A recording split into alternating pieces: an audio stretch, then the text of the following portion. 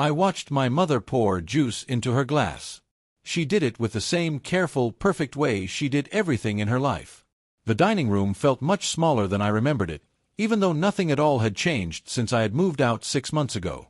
It was the same old oak table, the same cream-colored walls, and the same old feeling of being a kid again, just waiting for someone else to finally decide what would happen next.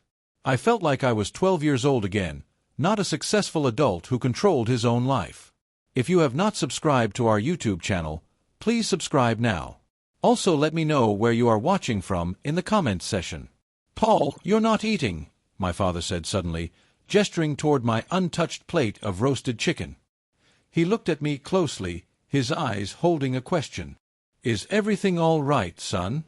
I kept my eyes focused on my food, not wanting to meet his gaze. I was 32 years old. I owned a luxury condo in the city downtown, a place I had purchased entirely with money I had earned myself. This was money from endless long shifts at the hospital, weekend consulting jobs, and late-night investments that I researched at 3 o'clock in the morning when I couldn't sleep. I had worked as a top manager for 8 years now, climbing from the bottom to regional leadership. My colleagues always wondered how I made it all look so simple, but the truth was anything but easy. Sitting at this family table, however, I felt like I was still the oldest son whose most important job was to make things easier for everyone else in the family.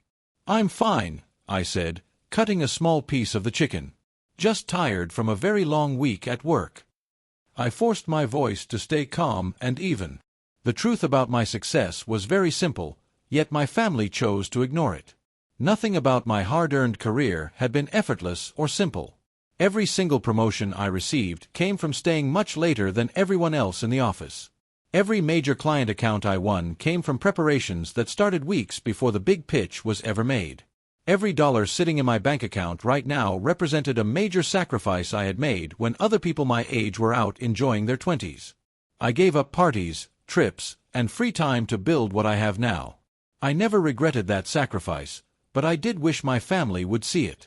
But my parents never saw the hard work, the exhaustion, or the countless hours of sacrifice.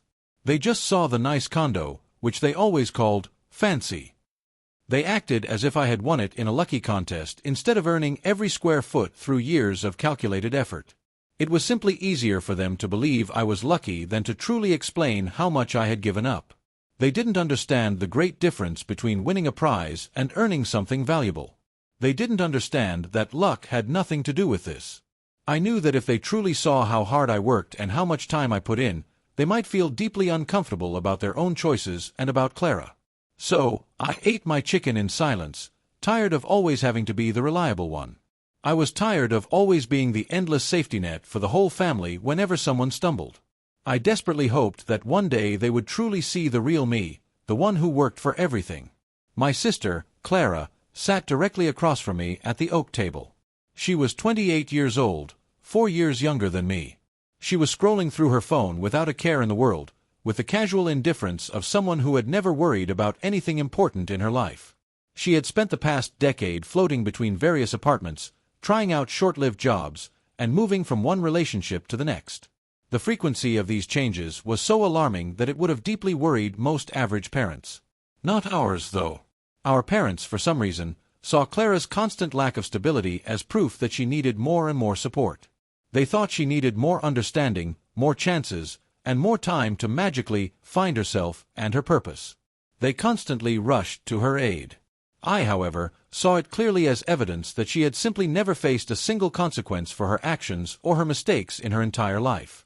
She was allowed to mess up, and our parents always cleaned up the mess before it could truly hurt her. This pattern had been going on for over 10 years, and I was exhausted by watching it happen. The tight feeling in my chest grew stronger as I watched her focused on her phone. I knew this casual Sunday dinner was about to become the next family crisis, a problem that only my hard work and my resources could solve. I just had to wait for the announcement from my mother, and the plan would be revealed. I continued to eat slowly, preparing myself for the inevitable request that was about to come.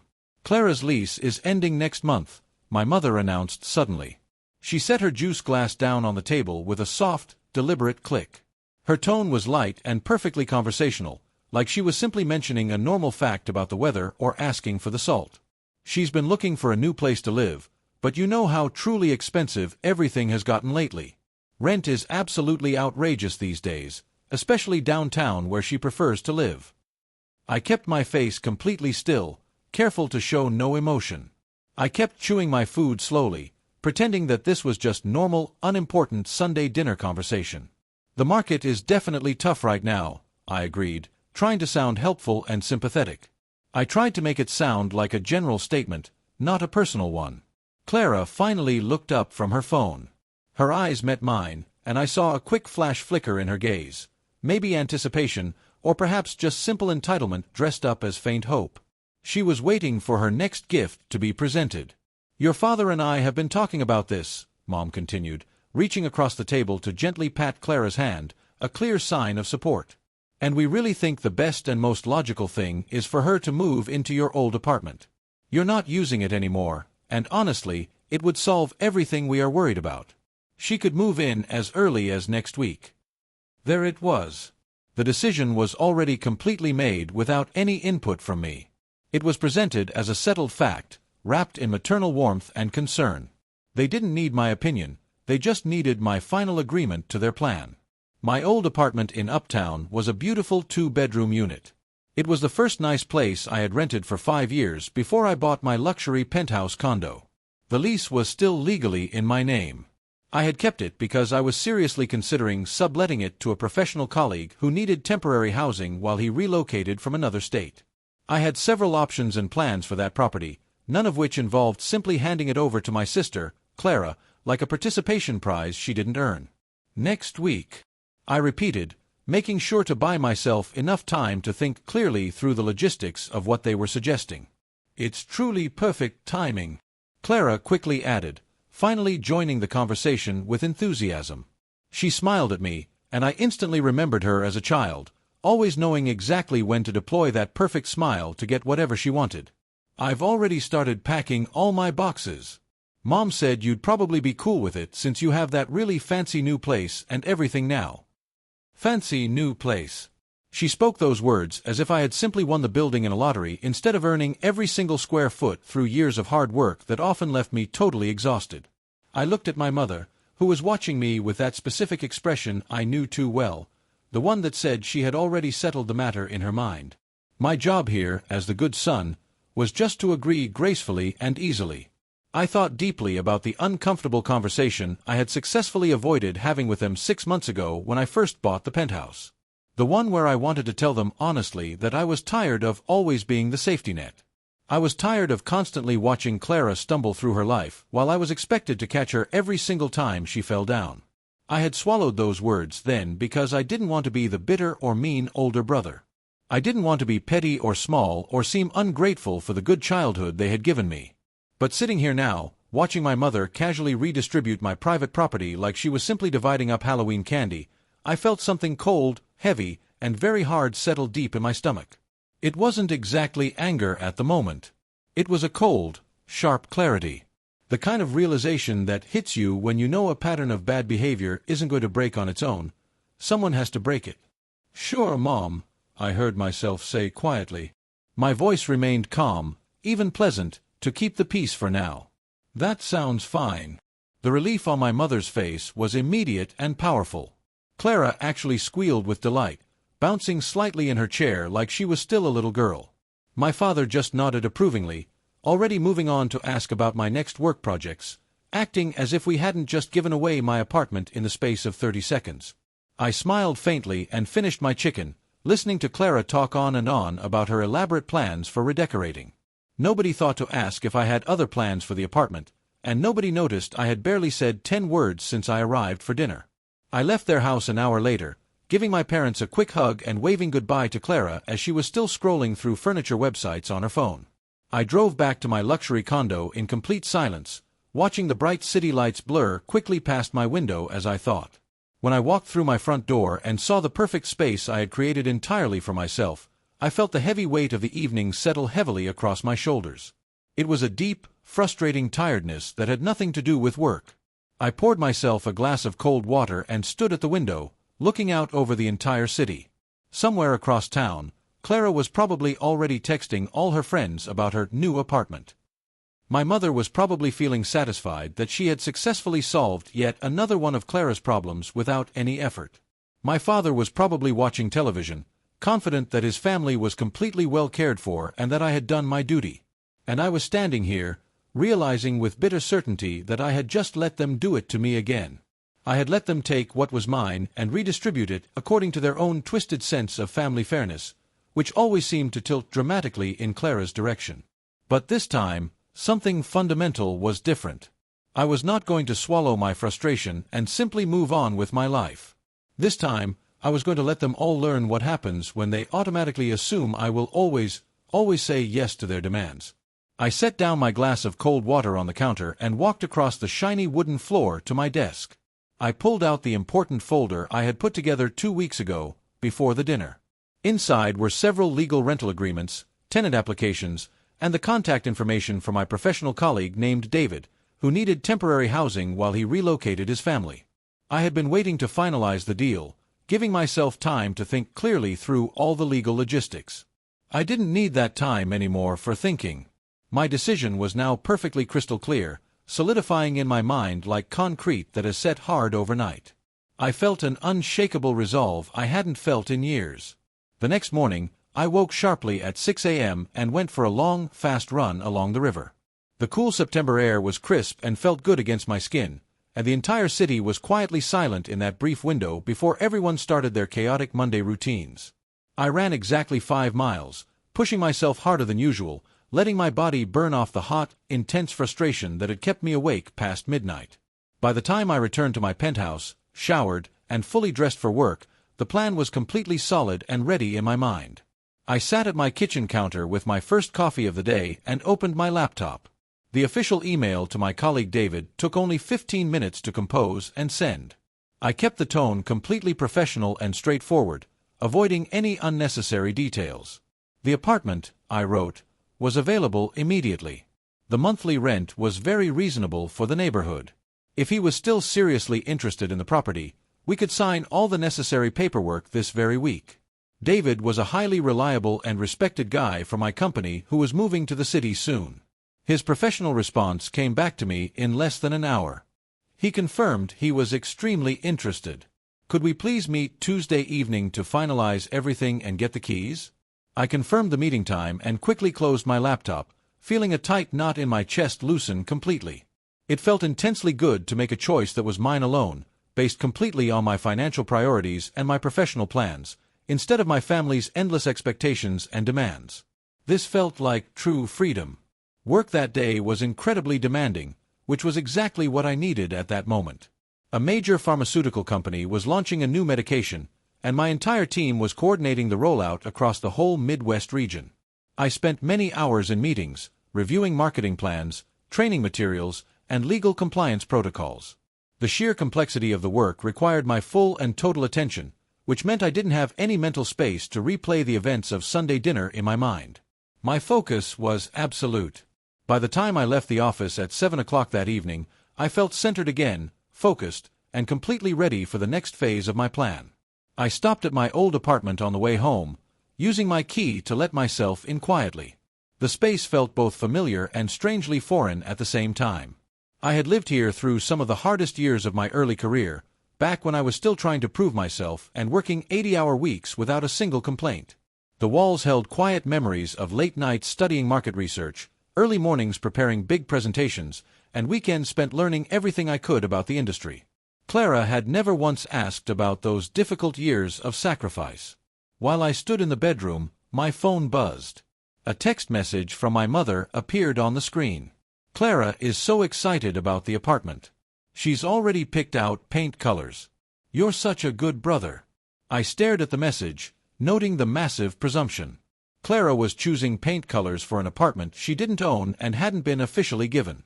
My mother was completely encouraging this entitlement. I typed a short reply, glad she's excited. No warnings. No corrections. I wouldn't tell them my next move until it was too late. Another text came through right after Mom's. This one was directly from Clara herself. She seemed determined to push things along fast. Hey, can I come by the apartment tomorrow to measure the windows? Want to get curtains ordered ASAP? My jaw felt tight with irritation. She was already measuring windows. She was already ordering curtains.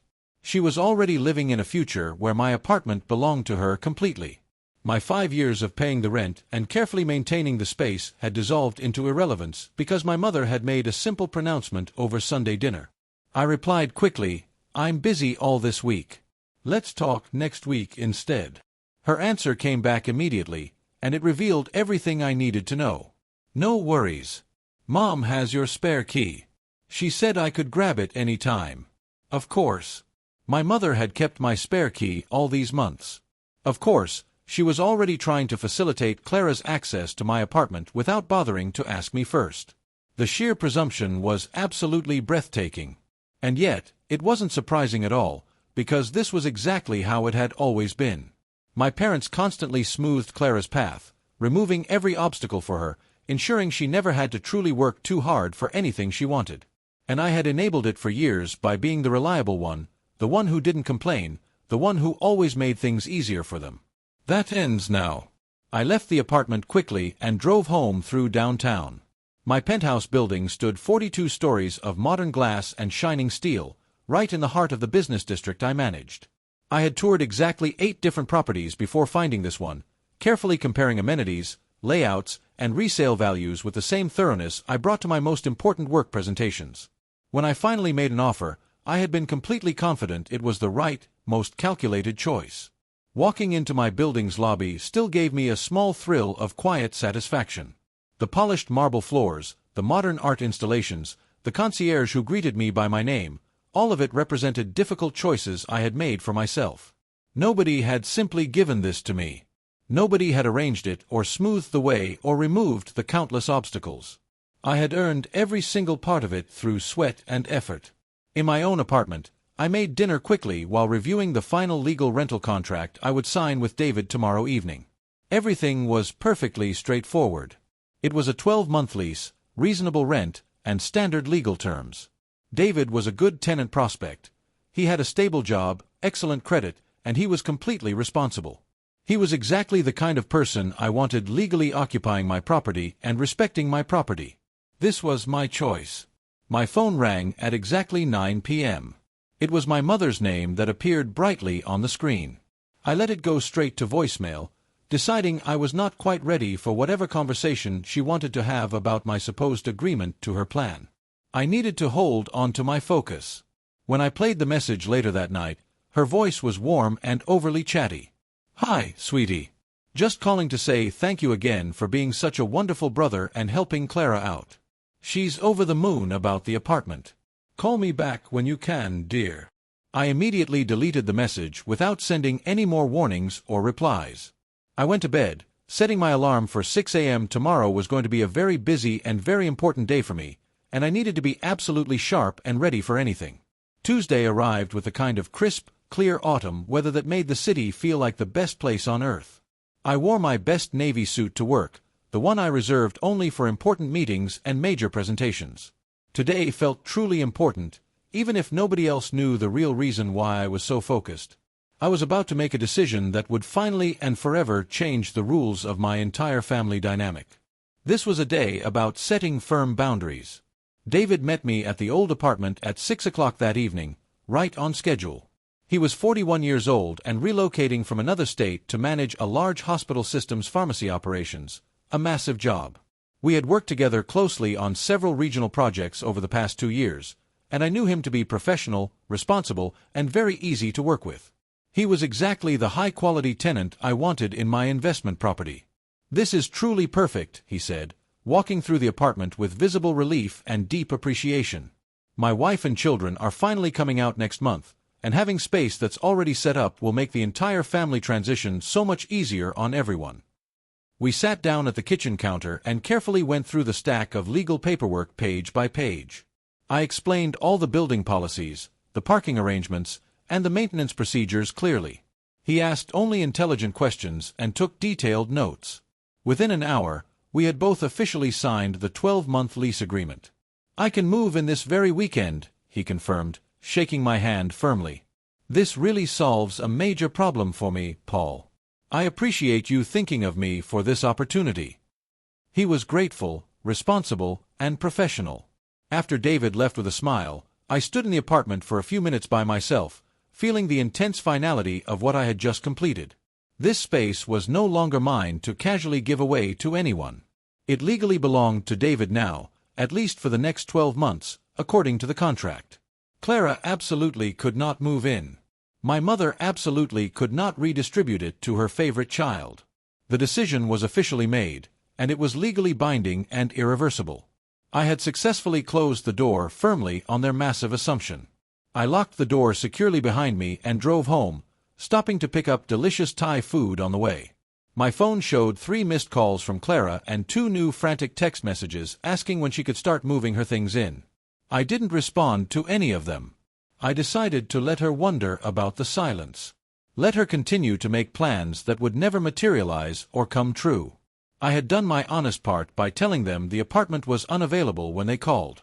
They simply chose not to listen to me because they were too entitled. Now they would all finally learn the hard, cold reason why that was a mistake. I was finally protecting what was mine, and the feeling was powerful. Wednesday morning, I focused entirely on the major product launch presentation we were preparing for work. I didn't have any mental space or energy to worry about the developing family drama. Around 4 p.m. that afternoon, my desk phone rang loudly. My mother's name was flashing sharply on the screen. I quickly walked into an empty conference room to take the call, knowing this conversation was impossible to avoid any longer. "Paul, I need to talk to you about the apartment immediately," she said without even saying hello or asking how my day was.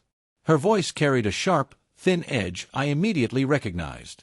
It was the tone that appeared only when things were not going exactly according to her perfect plan. "What about it, Mom?" I kept my voice completely flat and neutral, giving absolutely nothing away to her. "Clara went by there yesterday afternoon to drop off some small boxes, and the spare key didn't work at all. She thought maybe you changed the locks illegally." "The locks are perfectly fine," I said calmly. "The key works if you are the tenant on the lease." Well, she still couldn't get in. She had boxes of all her personal things and absolutely nowhere to put them. She had to drive them all the way back to her current apartment.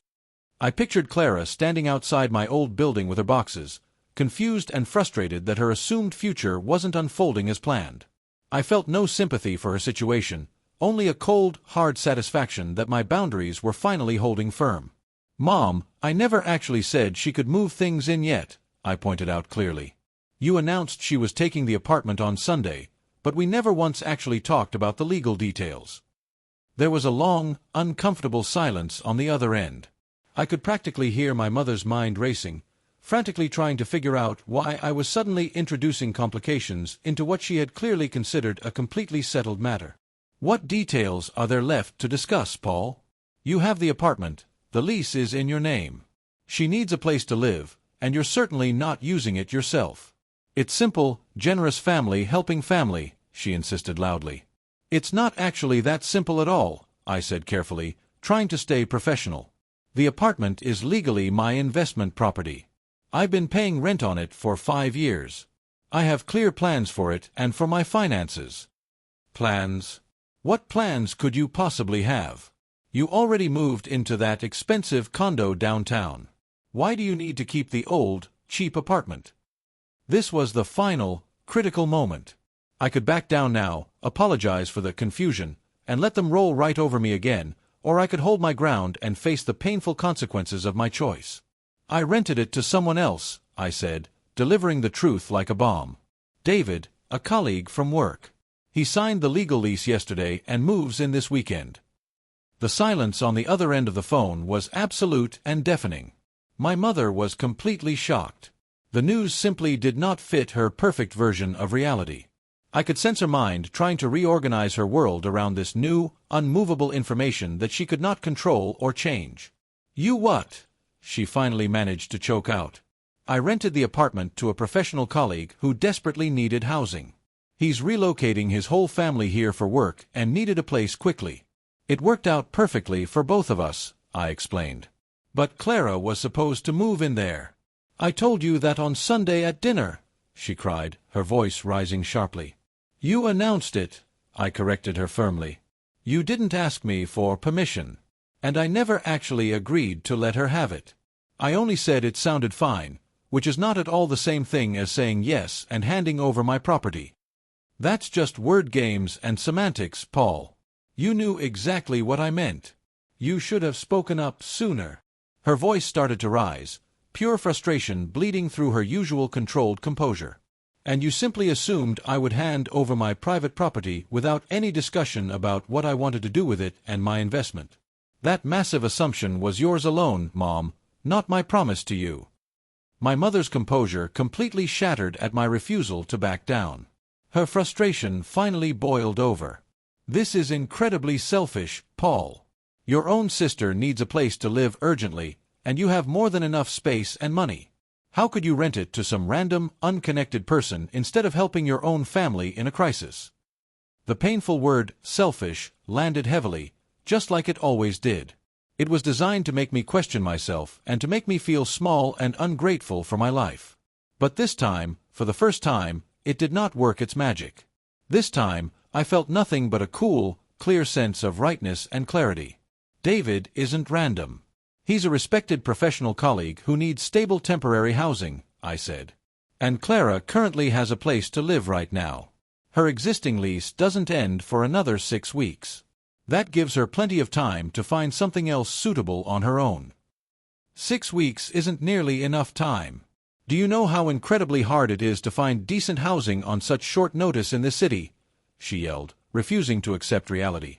I imagine it's exactly as hard as it was for me when I was her age and starting out, I said quietly, the memory of my struggles sharp in my mind.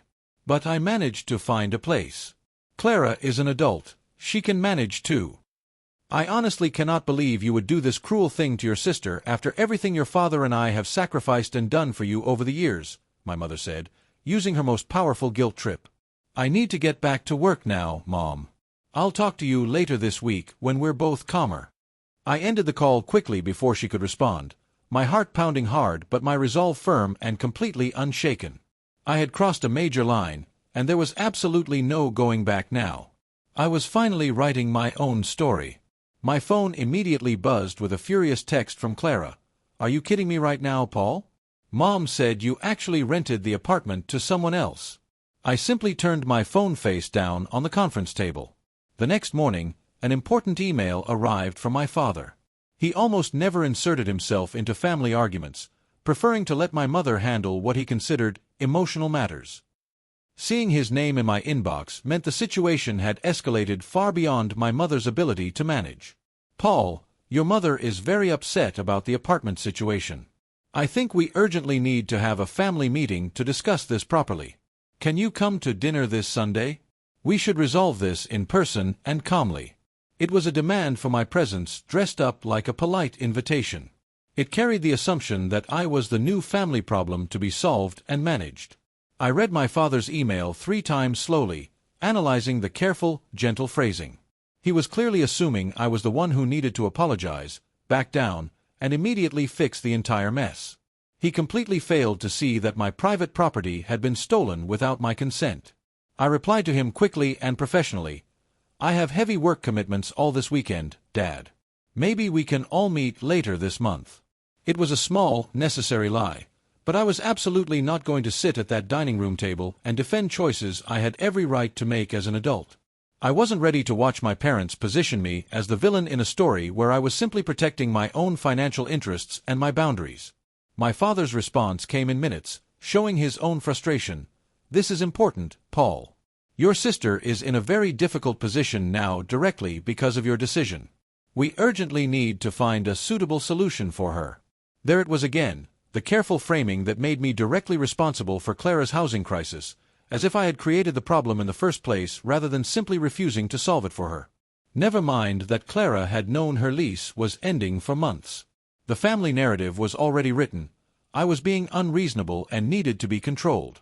I closed my email and focused intensely on my job, my only true refuge. Later that same morning, my private desk phone rang unexpectedly. The receptionist's voice came through the line. Paul, there's a Clara here to see you. She says she's your sister and it's urgent. My jaw tightened again instantly. Clara had never once visited my high-rise office before. She barely even knew where I worked beyond the general company name. Showing up completely unannounced meant she was either desperate, dramatic, or possibly both at the same time. This was a clear boundary test, and I would not fail it. "Tell her I'm booked in meetings all day long," I said firmly. "I cannot possibly see her. She says it's truly urgent, Paul." "I'm absolutely sure it is urgent for her, but I still cannot see her, no matter what." I paused, making sure my next instructions were crystal clear. "Inform her that I have back-to-back meetings until 7 p.m. and there's zero possibility of fitting her in today. Suggest she call me later if she needs to discuss something important." A few minutes later, my personal phone buzzed with a furious text from Clara. "Really? You can't even give your own sister 5 minutes? This is so typical of you, Paul." I did not respond to the message. Whatever Clara thought was typical of me was now purely her problem to deal with, not mine to fix. The entire rest of the day passed in a focused blur of important meetings and strategic planning. I was exhausted but felt completely satisfied with my firm decision to keep my professional life separate from their toxic drama. That evening, I was selecting fresh tomatoes at the grocery store when my phone rang again. It was my mother's name on the screen. I almost didn't answer the call, but a deep instinct told me this one might be different. "Hello, Mom." "Paul." Her voice was tight with barely controlled anger. "Clara showed up at your office today. You completely refused to see her. She drove 40 minutes across town to talk to you, and you couldn't spare 5 minutes for your own sister." I shifted the phone to my other ear, still holding the fresh tomatoes. A woman pushing a cart glanced over with mild curiosity before moving on, just another person having a difficult phone conversation in the produce section. "Mom, Clara showing up unannounced at my workplace without calling first doesn't instantly create an obligation for me to drop everything. I was actually booked in important meetings all day. I was not simply avoiding her. You've been openly avoiding all of us since Sunday's dinner. You won't return calls. You won't answer texts.